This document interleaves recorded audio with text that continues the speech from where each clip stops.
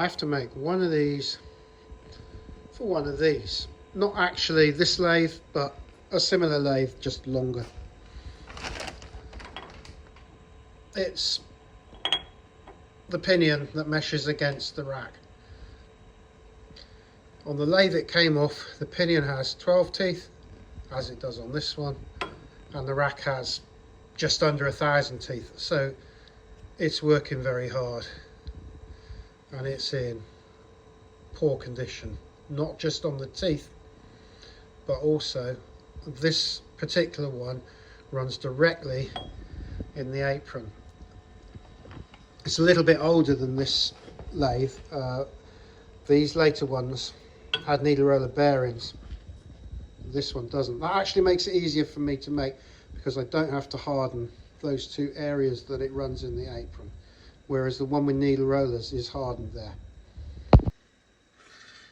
So I've had a measured over sort of 10 and 20 of these, divided up that to find one tooth pitch, and of course it's either going to be diametral pitch, circular pitch or module. Unlikely to be module. It's an English lathe and it's an imperial lead screw, and indeed it is diametral pitch, and it is 10 dp. Now this is a cutter which works within a Sunderland gear planer in the form of a rack, so easy for me to identify this by dropping the cutter in. However, it's difficult here because the lead screw is still in. On the machine I'm doing the repair on, lead screw is out, so I can offer this cutter up square. Actually, there's a little gap here and this cutter is not going fully home, and that is because this is a stub tooth. It is 10 dp and this is a stub tooth cutter. This one will in fact go fully home, or it would if this wasn't in the way. And this is the cutter for the job, and it is, as it says on it, 10/12 dp, so that means 10 dp but cut to the depth of 12 dp, i.e. shallower. So this is the cutting depth, if you can see that, 187.5 thou. If you remember, the other cutter for the full depth was 215 thou. 20-degree pressure angle, fellow stub. That's what they are, and I'll explain why they are that. So as I explained from offering the cutters up, it's 10 dp, fellow stub tooth. Now, what's slightly odd is this diameter does not equate to the theoretical diameter for 10/12 dp with 12 teeth. Now, the pitch circle diameter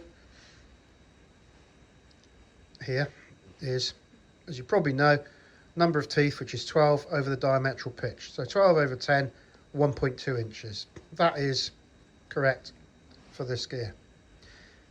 If it wasn't a stub tooth, your blank diameter, so the overall diameter to cut this gear, would have been number of teeth plus 2 over dp. That's just the standard equation. So 12 plus 2 over 10, 1.4 inches.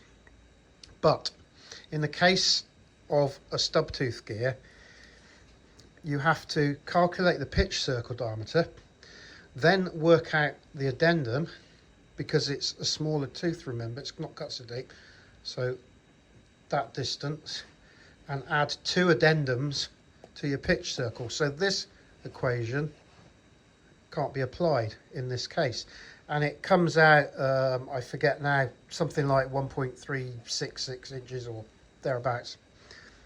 This measures 1.42 inches. So there is very nearly 80 thousandths of an inch bigger in diameter, or 40 some odd thou on the radius, than what the maths for a stub tooth tells us there should be. So why did they do that? Well, the reason is, when you have less than 17 teeth, and we've got 12, at a 20-degree pressure angle, you get undercut. In other words, this, when you cut the gear, this area of the tooth becomes undercut and weakened. It sort of becomes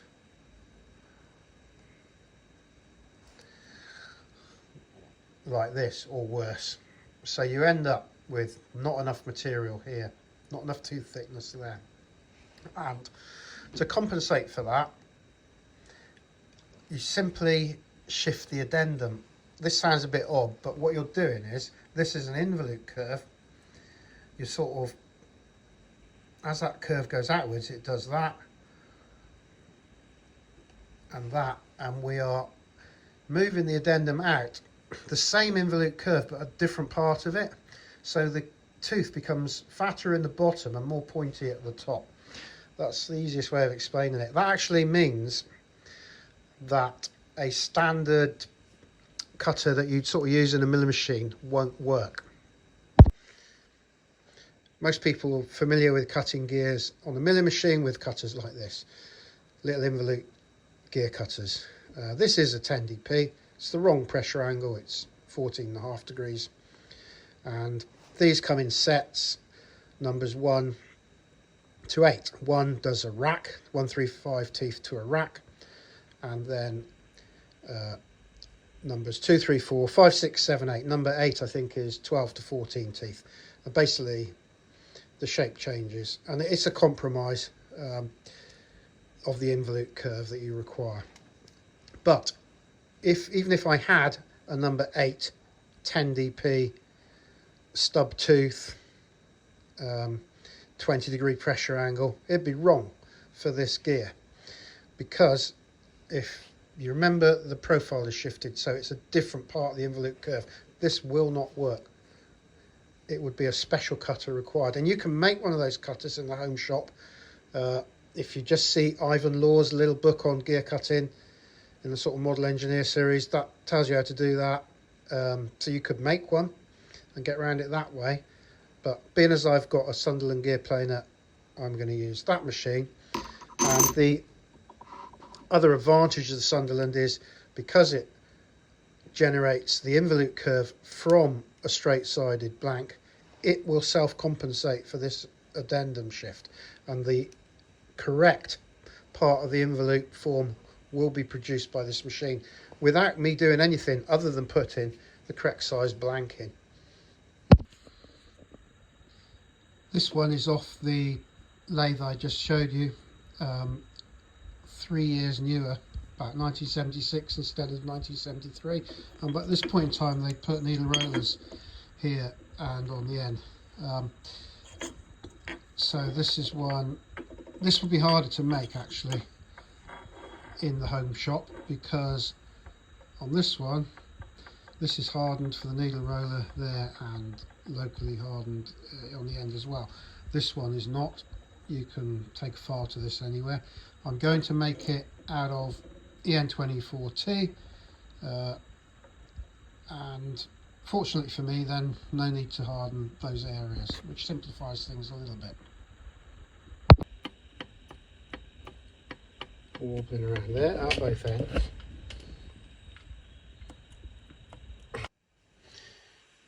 Here's an original manual, 1945, for this machine. Invented in around 1920, I think, by this man, very clever chap, Sam Sunderland.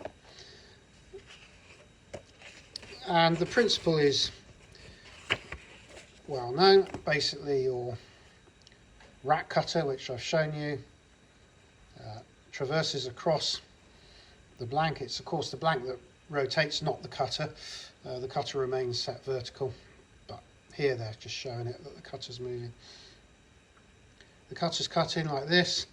As the cutter is traversing the blank rotates slowly, and the cutter goes up in height continually. The movement is synchronized. When the cutter has gone up in height one pitch, it of course would run out of teeth, so it retracts. As it retracts, the part stops rotating. It goes down one pitch, it goes back in, and the process repeats with the blank rotating again. This means you can also do helical gears on these machines with perfect helix. So that's how that works, and I'll go through it again on the machine. The machines look like this. They very often they would stack a load of narrow gears, and they might even have two lots, one cutter box cut in the forward direction, one in the backward, and they could be quite productive. For example, one man operating 3 small machines cut 25,500 teeth in 6.5 hours. So I like them because they're very therapeutic to watch, as you'll see.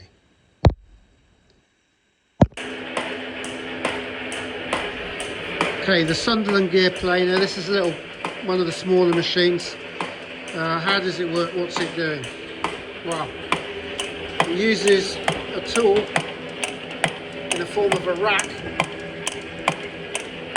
to cut the inverlink curve. And how it's doing that is, as it swipes across, the part is rotating. You can see the rotation.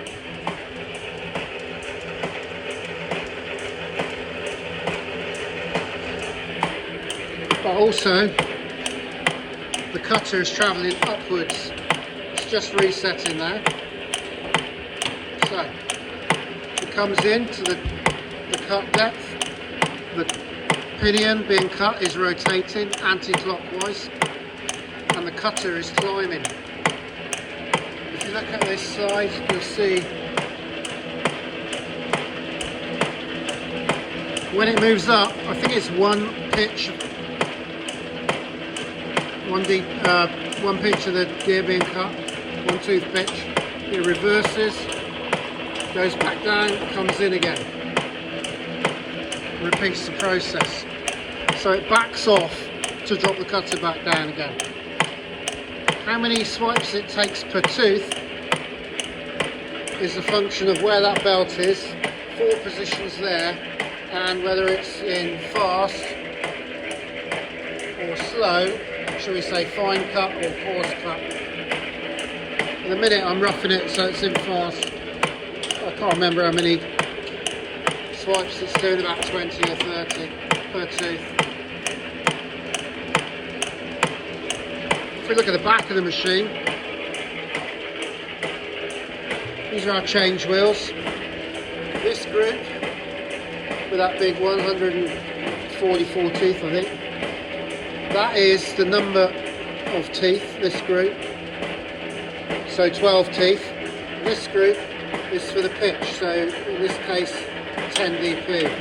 There's the reversing function. It disables the rotation, backs off and starts again. The rotation started again. That's the length of stroke, that eccentric. Pull that pin and set 45-degree angle if you want, right hand or left hand helical gears.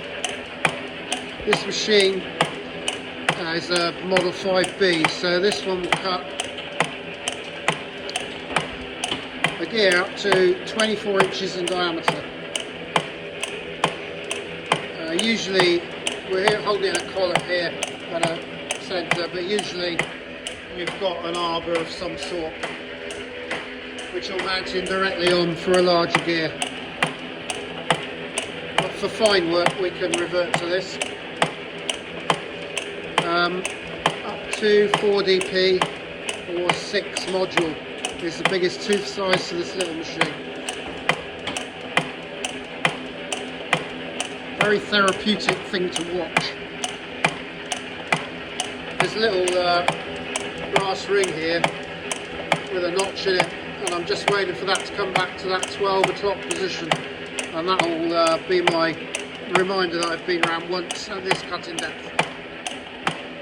So there you go, a Sunderland gear planer, invented about 1920 by Sam Sunderland.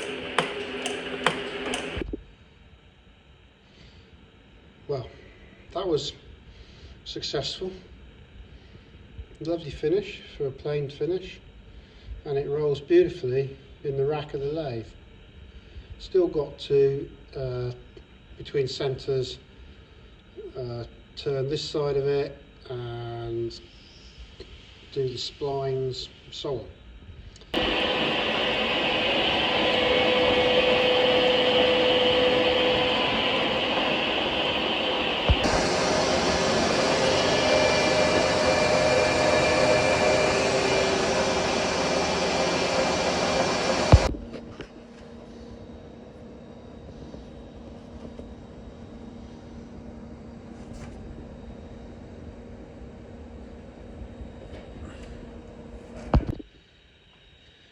So there's the apron casting, which is exactly the same as that one.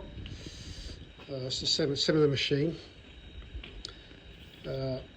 This has been bored out, rebushed, sleeved to bronze. The shaft's been ground down a little bit, there and there. New bronze bushing there. I think this ran directly in the cast iron previously, so now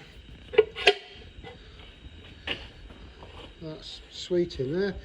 This fellow, I thought it was bronze bush.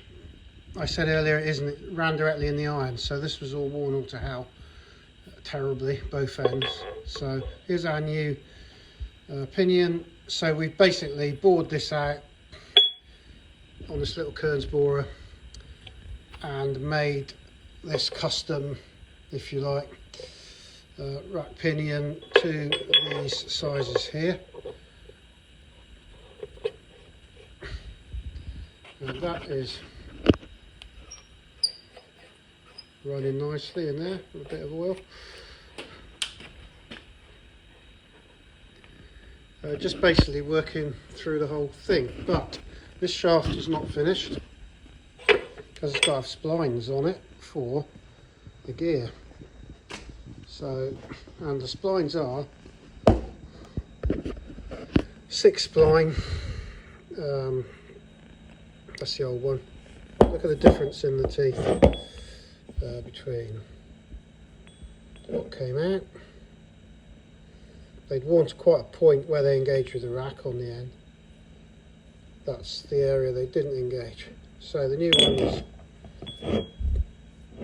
looking nice. However, the splines are parallel sided, and I've got to make a little D bit like this from a piece of old carbide cutter, and this is what we're after. It is this one here, 1 inch shaft, 899 thou minor diameter parallel job. So that's what I'm doing now, is making a cutter. So I'm just using an 8mm solid carbide cutter, the shank of it. I've ground it to half thickness, put some relief on the end, and now I'm going to grind the 30-degree angle on that edge.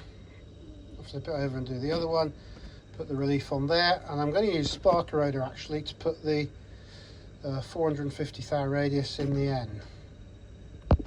This is the copper electrode I produced on the mill. It's got a draft angle on the bottom of it of 8 degrees, which will be the clearance on the bottom of this cutter.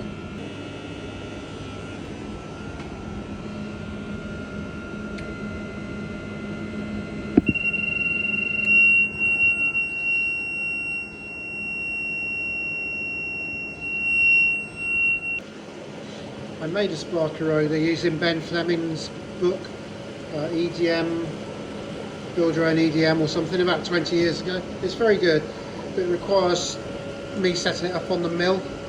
This thing came along at a factory closure sale. I think it's the same as the Shah Mills.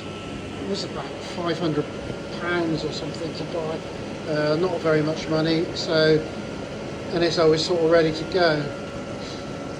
So let's see what happens.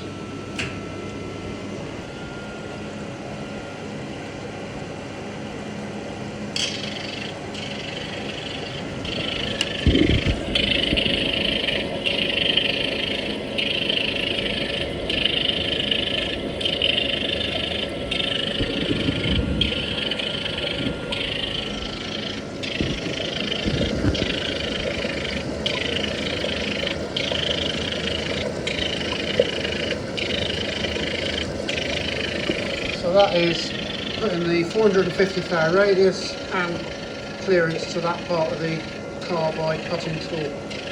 It's not the only way it could be done. Could have probably done it on the little grinder with a radius tool and just kept moving it to known coordinates. But This is a decided option. I'm no expert on its settings.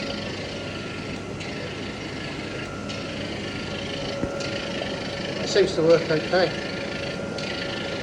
When it gets to depth, well, you can set it to automatically retract. I'll just bring it up.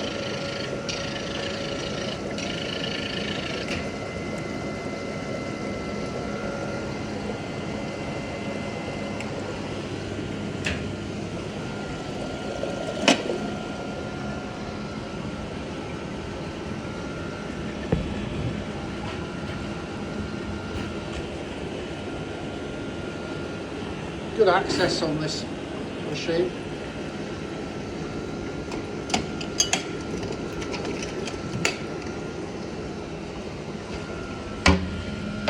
And there we go. Ready to cut.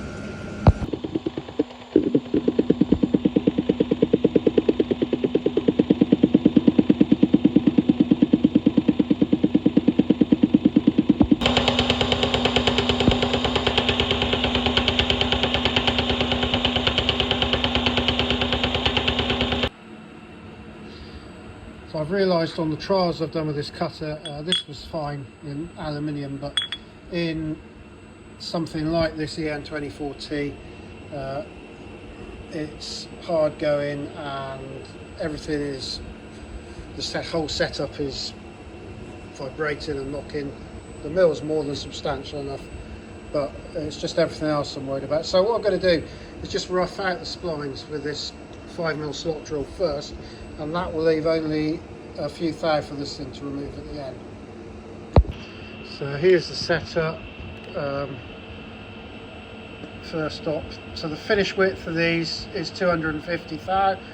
So we've got 14 thou, 7 thou off each side to come off with that profile cutter I made. This now is going to be indexed 6 times at 60 degrees, and what I've got is a little stepper motor on this Vertex head. This goes back about 20 years with me, and there she goes. You want to be very careful we don't have any tight spots, it doesn't miss any steps, but otherwise good little unit. And I release the take the pressure off between rotation, during rotation, and the clamps of course. So then this is a Japanese mill with Fanuc control. It's quite old, sort of 1989, but it weighs about 4 tons. It is substantial.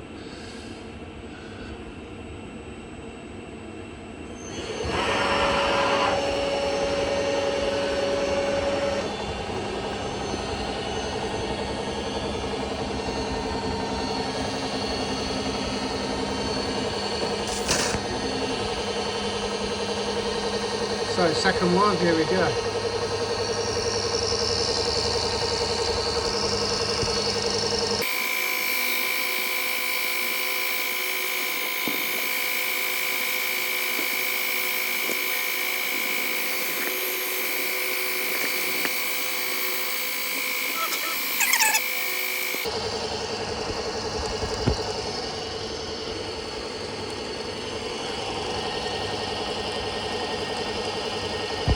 After rotation, I do keep a double check on the manual indication. You can hear if it misses steps. Click, click, click. But check that as well. Now here we are again, slacking off the tailstock and the clamps. Index another 60 degrees.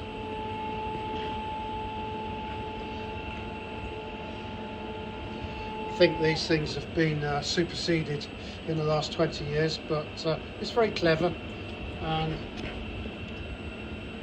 like everything I've got, it's all a bit outdated. So whilst that's doing the last one, I'll just explain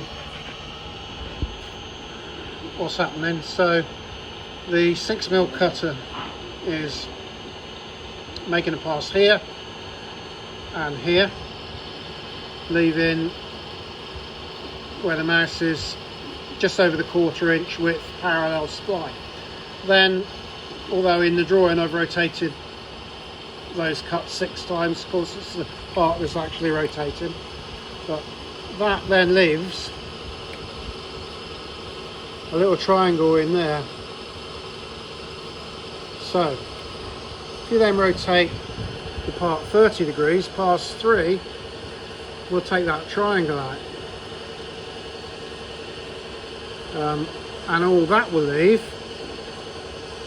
is 7 thou on that side of that parallel spline and 7 thou there, and a little triangle here, and that is where our cutter that I made comes in with the radius and the 230-degree angles. So hopefully this is going to work. Looking in the mirror, we can see that it's almost in far enough.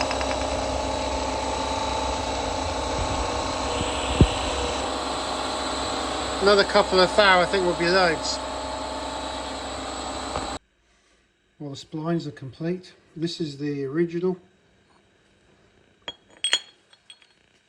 The fit was easy sliding fit, slight rattle. This is the new one. The fit is easy sliding fit, slight rattle. So, pleased to get through that.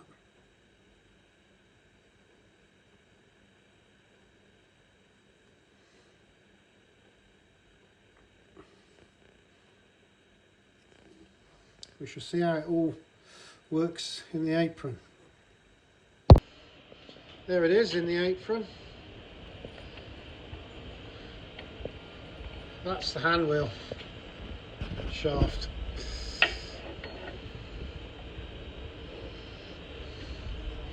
I.e. that one.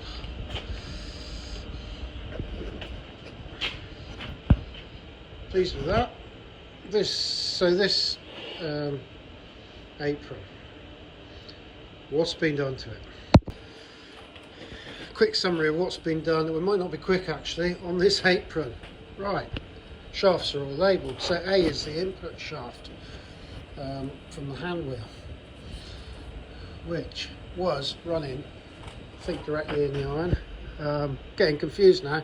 Some were, some weren't. Skimmed the shaft to minimum diameter to clean it up. Bored the housing at the front, that's that side, made a straight bronze bush, drilled through that an oil hole and detent ball, that's Loctited in. Here, this end, we reduced the shaft diameter, bored out the housing, made a custom bush, installed with Loctite. That one, B. That's the new pinion. That ran directly in the iron, so there was no, and the teeth were past the sell by date, shall we say. So, bored the housing front and back. Still runs directly in the iron. It survived 53 years like that, and I'm 63, so not bothered about it running directly in the iron again. The shaft was a custom size, so because the housing has been bored out both ends, so it's an oddball size with original size splines, original size pinion. That's that one. C is there. Okay, C was the longitudinal traverse selector rod, which the one you push in and out, which I'm struggling to find. It's that one, I think. There we go. The gears are all in bronze bushes, or oil-like bushes. So C was skimmed clean up the shaft, bored the housing both ends, installed custom bushes, and the centre bush on the gears was renewed. D is the worm wheel shaft. Okay, that is this one. So that has on it this cluster, and they were wobbling around like anything. They're beautiful now, all rebushed. When I say they were wobbling around, that much.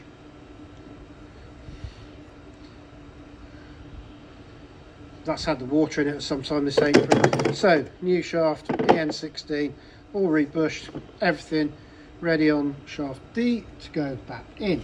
E is a reverser shaft, the other one. Again, the gear was wobbling around, new bushes. E, this is so long, it's multiple pages, too much to remember it was. So E was bored the housing, the apron housing up the front, and skimmed the shaft to clean it up.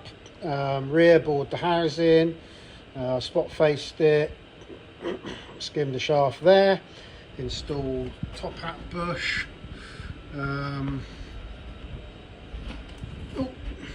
there it is, E. Skimmed the gear journal, replaced the bush in the gear, and so on. F is a lathe shaft, which I think is this little one. Once again, that's a new shaft. That was oh, look at it, in a terrible state and wobbling around. So, new shaft, rebushed. We haven't bought anything, by the way. I tell a lie, some thrust bearings. If you wanted to buy all these bits off for Colchester, you'd have to buy a new apron, casting. But these things are like, this shaft is probably 300 to 400 English pounds, and couldn't even get one to fit anyway because everything's so worn. So each gear is 300 or 400 pounds. You'd be into like 5 figures or something. But just use bits of bronze in stock, and it's been a week's work. So what we've yet to do is we've done the worm wheel, but the worm is another which we've removed. The worm is in good order, but it's wobbling around on the fork it's mounted on. That's another sort of the next thing to look at. But this thing should be sweet actually after all this. The rest of the lathe I think is not nearly so bad, thankfully, apart from clutch plates and a few bits and pieces and the odd bush here and there. There's where we are. So the worm assembly that sits in the bottom of this apron, the worm itself, despite probably being subjected to a lot of water over the years, is in good condition, but I'm rocking it. Look at how much movement there is. So it looks like this forked casting is going to need rebushing, maybe need reboring, don't know, so need to have a word with it. All the needle thrust bearings are falling apart. These down here are right, they look new. So a complete set of thrust races for the whole lot is less of a good make as well, less than 30 British pounds. So that's all we've spent so far on this thing. And it's not all bad news, because this feed pinion shaft, this is the one that sits on the rotating shaft full length of the lathe, picks up the input feed to the apron, and it's one of these. This is off another machine, and it's got an internal drive key in it which should be 1/4 of an inch wide. As you can see, there isn't much left of that one, and that's what happens to them. And my theory is the longer the lathe, the worse the problem, and this is a 10-foot bed lathe, because this is travelling under load all the way up and down, rubbing away with bits of grime like lapping compound and eroding that away. Well, someone's been very kind recently, has put a new shaft in there. That's why there's new needle thrust races in there. So I don't have to make another one of those. I certainly wouldn't be buying one at £300 or £400. The other thing is, I was expecting to make a pair of half nuts because what usually happens is they wear away until there's almost nothing left of them. However, there's a new pair in there, which is really good news. I think these are like £300, that pinion's £300 or £400. Everything is crazy money, but if you've got a lathe, you've probably got a mill, you can make it all yourself really, which is exactly what's happening here.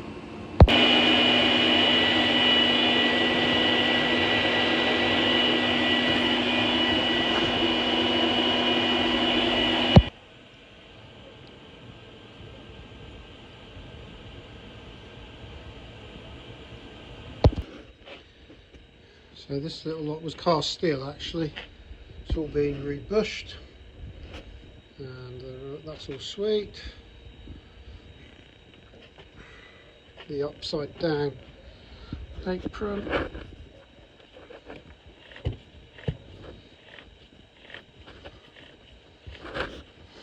It's coming back together nicely.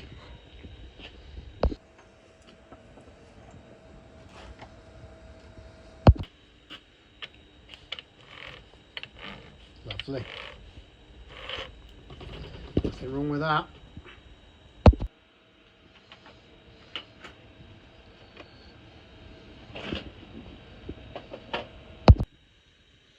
Here's the rebuilt apron. It's ready to go back on the machine. The trips and everything are set up. All appears to work all right. So there's the oil pickup pipe. There's a little ball bearing in there. No spring, just a bearing. 7/32 of an inch diameter. It was missing.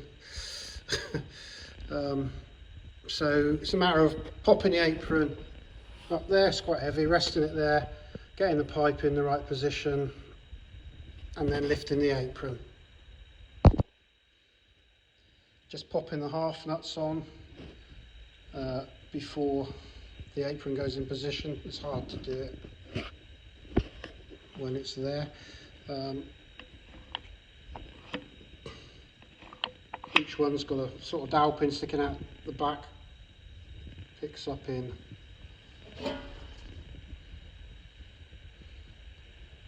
that sort of semi-elliptical groove. These are in lovely condition there. They're obviously new ones. I think somebody with this lathe must have had a problem. I suspect they lost drive completely from the feed shaft through there, because that one's been replaced.